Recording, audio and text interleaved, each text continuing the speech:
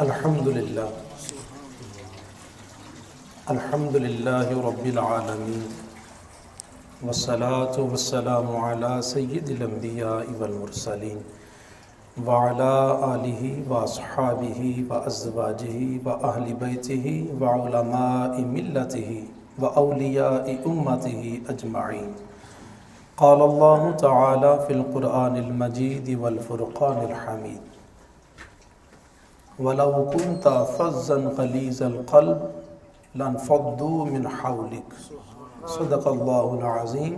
مل کے پڑھیے الصلاۃ والسلام علیکہ یا سیدی یا رسول اللہ وعلی آلک واصحابک یا سیدی یا حبیب اللہ۔ الصلاۃ والسلام علیکہ یا سیدی یا رحمۃ للعالمین وعلی آلک واصحابک یا سیدی یا خاتم النبیین۔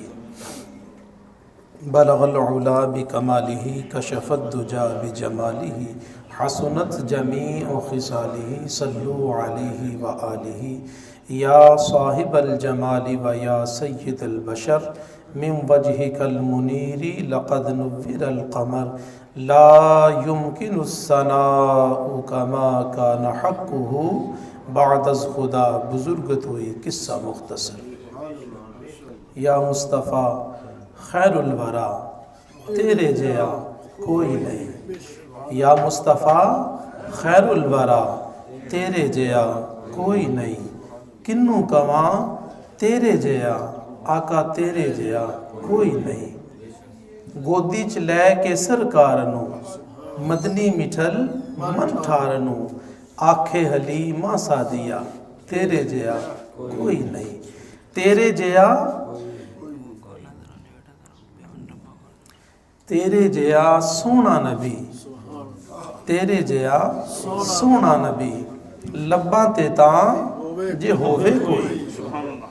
ہم تو 14 صدیاں گزرنے کے بعد اقبال صاحب کے گھر میں بیٹھ کے اپنی محبتوں کا اظہار کر رہے ہیں نا۔ حضرت حسان نے تو حضور کے سامنے کھڑے ہو کر کہا وَأَحْسَنُ مِنْكَ لَمْ تَرَ قَطُّ عَيْنِي۔ آقا آپ جیسا حسین تو میری آنکھ نے دیکھا ہی نہیں، دیکھتی کیسے؟ وَأَجْمَلُ مِنْكَ لَمْ تَلِدِ النِّسَاء۔ حضور کسی ماں نے جنا ہی نہیں۔ تیرے جیا سونا نبی آقا لباں تے تاں جے ہووے کئی، منو تے ہے بس اینا پتا کہ تیرے جیا کوئی نہیں۔ اقصا دے وچ آقا میرے پڑھ کے نماز پچھے تیرے، نبیاں نو بھی ایک کہنا پیا کہ تیرے جیا کوئی نہیں۔ ہوئے فقیر یا بادشاہ باویں گدا نیازی جیا آقا سب کھاندے نے صدقہ تیرا تیرے جیا کوئی نہیں۔ نہایت سی واجب الاحترام حاضرین و سامعین، پہلے بھی کبھی ایسا اتفاق آج تک نہیں ہوا، انشاءاللہ آج بھی نہیں ہوگا۔ جتنا وقت اقبال صاحب نے مجھے بتایا انشاءاللہ اسی کے اندر اپنی گفتگو کو ہم سمیٹیں گے۔ محفل درود و سلام ہے، لیکن پھر بھی سید اعلیٰ حضرت کی بات ہمیشہ یاد رہتی ہے کہ وقت گزرا ہے جو آپ کی یاد ہے۔ ایک لمحہ ہو، ایک گھنٹہ ہو، جتنا بھی ہو، ایک دن ہو، ایک رات ہو، زندگی کے جو لمحے، جو ساعتیں، جو گھڑیاں، جو راتیں، جو دن حضور کے ذکر میں گزرے، وقت گزرا ہے جو آپ کی یاد میں، ایسی نورانی ساعت پہ لاکھوں سلام۔ حضور علیہ السلام کا ذکر خیر ماہ ربیع الاول شریف ہے، ولادت مصطفیٰ صلی اللہ علیہ وسلم کا مہینہ ہے، اور حضور علیہ السلام کا ذکر کرنا جن غلاموں کے نصیب میں ہے، وہ بھی کلام پڑھا گیا نا کہ وہ لوگ خدا شاہد قسمت کے سکندر ہیں۔ اس کا مطلب یہ ہے نا کہ اللہ گواہ ہے کہ وہ لوگ قسمت کے سکندر ہیں جو سرور عالم کا میلاد مناتے ہیں۔ میلاد حضور علیہ السلام کی ولادت، حضور علیہ السلام کا دنیا میں تشریف لانا، اہل محبت حضور علیہ السلام کی آمد کے سلسلہ میں اپنے جذبات کا اظہار کرتے ہوئے، شریعت کی حد میں رہتے ہوئے حضور کا ذکر کرتے ہیں، اپنی محبتوں کا اظہار کرتے ہیں، بارگاہ رسالت میں اپنا نام لکھواتے ہیں۔ حضور علیہ السلام کی جس بھی فضیلت کو بیان کیا جائے، حضور علیہ السلام کے جن خصائص کو بھی بیان کیا جائے، جس انداز میں بھی حضور کا ذکر کر لیا جائے، وہ باعث برکت ہی رہتا ہے۔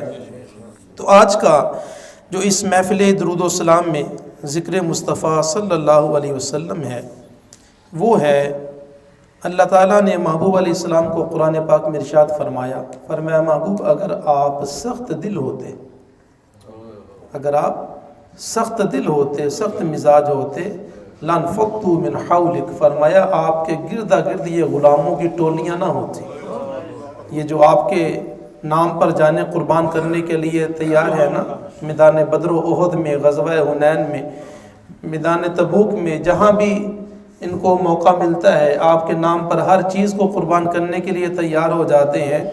یہ جو صدیق اکبر آپ کے اشارے پر سارا گھر کا مال اکٹھا کر کے لے آئے ہیں نا، یہ فاروق اعظم نے جو آدھا مال آپ کی بارگاہ میں پیش کر دیا ہے، یہ فاروق اعظم کے بعد سیدنا عثمان غنی نے جو 900 اور 1000 اونٹ آپ کی بارگاہ میں ایک لمحے سے پہلے پیش کر دیے، پورا شہر مدینہ اونٹوں سے بھر دیا حضور کے حکم پر۔ حضور ایسے ہی نہیں ہے، یہ آپ کی محبتوں کا اثر ہے، یہ آپ کی مجلسوں کا اثر ہے، یہ آپ کی نظر رحمت ہے، یہ آپ کی نرم مزاجی ہے، یہ آپ کی نرم دلی ہے۔ یہ لوگ آپ کے لیے اپنا تن من دھن ہر چیز قربان کرنے کو تیار ہو گئے ہیں۔ اللہ کے نبی علیہ الصلوۃ والسلام نے امت کو تعلیم دیتے ہوئے ارشاد فرمایا لوگوں کل قیامت کے دن میری مجلس میں، میری محفل میں، اور میرا محبوب وہ ہوگا، میرے زیادہ قریب وہ ہوگا جس کا دنیا میں اخلاق زیادہ اچھا ہوگا، اور فرمائے لوگ اس سے محبت کرتے ہوں گے وہ لوگوں سے محبت کرتا ہوگا۔ اللہ کے نبی علیہ السلام نے فرمایا صحابہ تمہیں بتاؤں وہ شخص جس پر جہنم کی آگ حرام کر دی گئی دنیا میں، بتاؤں؟ عرض کی حضور حکم کیجئے۔ فرمایا وہ نرم دل، نرم زبان، معاف کرنے والا اور حاجت پوری کرنے والا۔ فرمایا ایسا شخص وہ ہے جس کے اوپر اللہ تعالیٰ نے دنیا میں ہی جہنم کی آگ کو حرام کر دیا ہے۔ ہمارے معاشرے میں اس وقت بہت ساری برائیوں نے جنم لے لیا، بلکہ پنجے گاڑ چکی ہیں۔ ہمارے معاشرے میں ہر طرف کوئی نہ کوئی برائی، ہمارے وعدوں میں پاسداری نہیں ہے، ہماری گفتگو میں سچائی بہت کم ہے، ہماری زبان پر غلط الفاظ کثرت سے موجود ہیں، ہمارا لین دین کا معاملہ اتنا اچھا نہیں ہے، ہمارا اپنے بڑوں کی تکریم کرنا یہ بڑا مشکل ہو گیا ہے، چھوٹوں پر شفقت کرنا یہ بھی بڑا کم رہ گیا، اپنے ملازموں کے ساتھ، اپنے ماتحتوں کے ساتھ محبت بھرا رویہ رکھنا، محبت کے ساتھ پیش آنا بڑا مشکل ہو چکا ہے۔ بندہ ہونا اپنے لیول کا پھر مسئلہ نہیں ہوتا، بندہ ہونا اپنے سے کمزور پھر مسئلہ بنتا ہے۔ آپ کسی کے انتظار میں ہے نا، کسی کے انتظار میں ہے، کسی کو آپ نے ٹائم دیا ہے، بندہ ہے کمزور، وہ ہو گیا لیٹ، جب وہ آئے گا یا تو آپ جا چکے ہوں گے یا آپ کے چہرے پر جلال ہوگا اور غصے کا اظہار بھی کریں گے، یار اتنی دیر سے انتظار کر رہا ہوں تمہارا، میں میرا ٹائم بڑا قیمتی ہے، میں نے فلان جگہ پہ جانا تھا۔ اور بندہ ہو نا اپنے لیول کا، وہ ہے نا حاج صاحب خیریت تھی، لیٹ ہو گئے، چلے کوئی بات نہیں، ایسا ہی ہوتا ہے، کوئی بات نہیں، ہو جاتا ہے جی، سفر میں راستے میں ہو سکتا ہے کہ کوئی ٹریفک کا مسئلہ ہو، کوئی بات نہیں۔ تو پتہ چلتا ہے جب بندہ اپنے سے کمزور ہو۔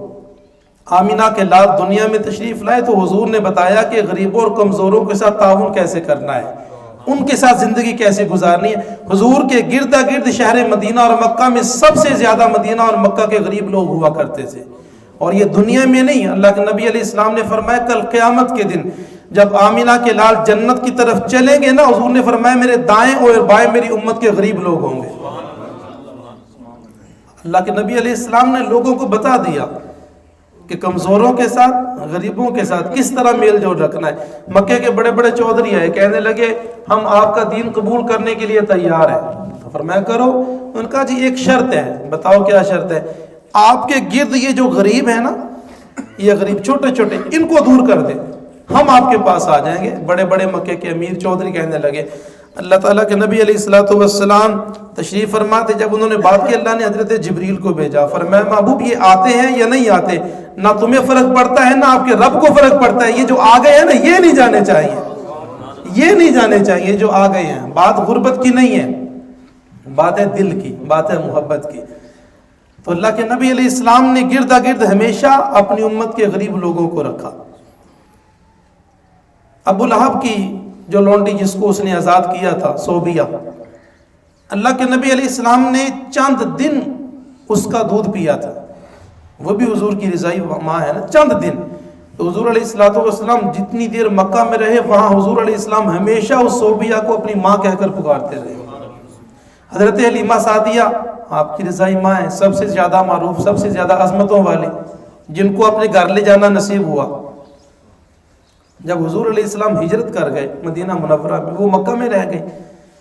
حضور جب فتح مکہ کے موقع پر واپس آئے تو حضرت حلیمہ سعدیہ کی بہن، حضور کی رضائی خالہ کہہ لیں، وہ آئی. حضور نے حضرت حلیمہ سعدیہ کا پوچھا، نام نہیں لیا، فرمایا میری اماں کیسی ہے، میری ماں کیسی. عرض کہ حضور وہ تو دنیا سے گزر گئے، وہ تو چلی گئی. حضور بڑا روئے، آنکھوں میں آنسو آئے. فتح مکہ ہے، جشن کا سما ہے، 10,000 مسلمانوں کی فوج مکہ پر موجود ہے. اللہ کے نبی علیہ السلام کا روب اور دبدبہ ہے. آج کسی کی جرت نہیں حضور کے سامنے آنکھ اٹھانے کی. وہ پتھر مارنے والے، وہ کانٹے بچھانے والے، وہ مکہ کی وادی میں تنگ کرنے والے، وہ سجدے میں حضور کو پریشان کرنے والے، سبھی گردنیں جھکا کر کھڑے ہیں.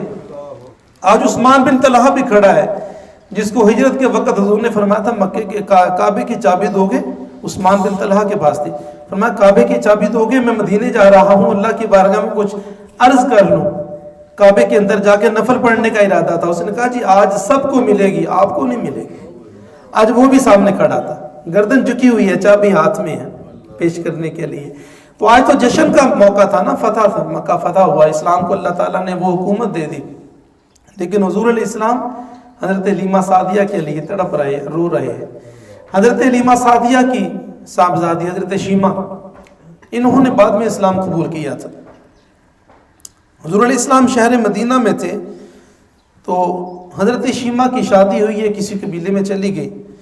حضور علیہ السلام کی اس قبیلے سے جنگ ہوئی اور صحابہ نے ان کا مال، ان کے کچھ جانور اور کچھ ان کے لوگ اپنے قبضے میں لے لیے. ان کو مدینے میں لے آئے.